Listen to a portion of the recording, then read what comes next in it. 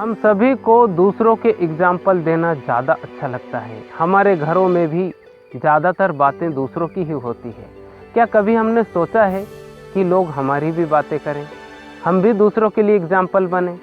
कब तक आप दूसरों के एग्जाम्पल अपने बच्चों को देते रहोगे? दोस्तों, जब बच्चा छोटा होता है और वो 3 या 4 साल का होता है, तब वो रोने लगता है और वो ज़िद्दी होता जाता है। धीरे धीरे वो ज़िद्दी होता जाता है और आप उसे मोबाइल दे देते हैं। मोबाइल में वो मोटू पतलू या गेम चलाना शुरू कर देता है। जब वो और बड़ा होता है तब भी आप उसे मोबाइल ही देते हैं। ज़्यादातर लोग मोबाइल देते हैं और उसमें गेम चला देते हैं। ज़्यादातर लोग उसके ऊपर ध्यान नहीं देते हैं। जब उसको संस्कार देने की ज़रूरत थी, जब बच्चे के अंदर आपके गुण आने चाहिए थे, तब आपने उसको मोबाइल थमा दिया और माँ बाप बन गया मोबाइल। वो उसी के भरोसे चलता है। जब कोई बाजू वाला मोबाइल चलाता रहता है तो बच्चा उसके पास बिना बुलाए ही चला जाता है और मोबाइल देखने लगता है। आपको पता ही नहीं होता है कि उसकी एक्टिविटी क्या चल रही है।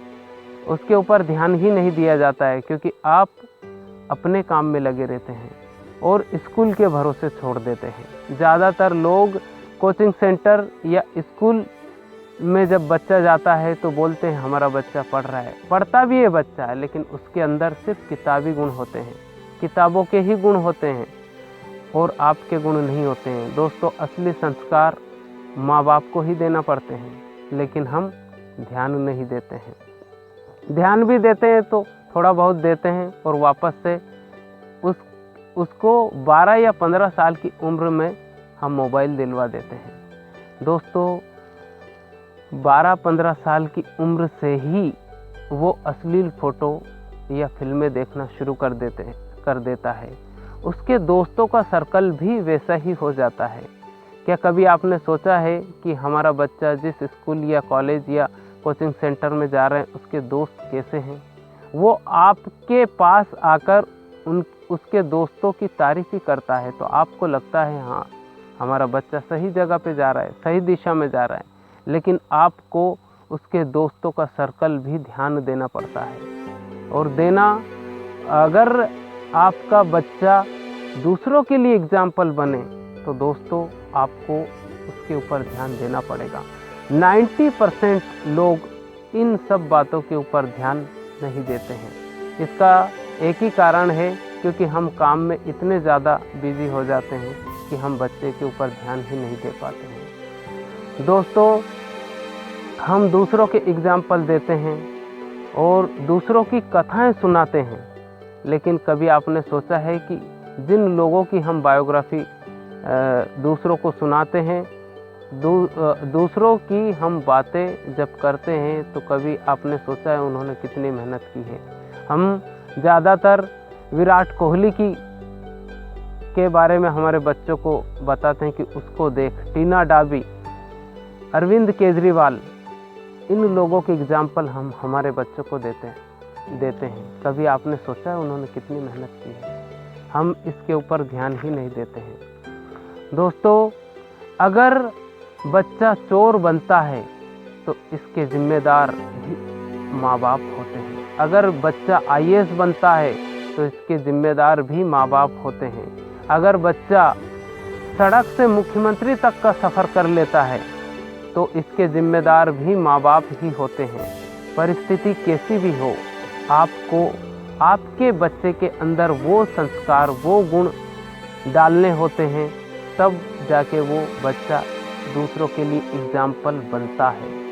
हमें आदत सी हो गई है दूसरों के एग्जाम्पल देने की, लेकिन हमने कभी नहीं सोचा कि हमारा बेटा या बेटी भी दूसरों के लिए एग्जाम्पल बने।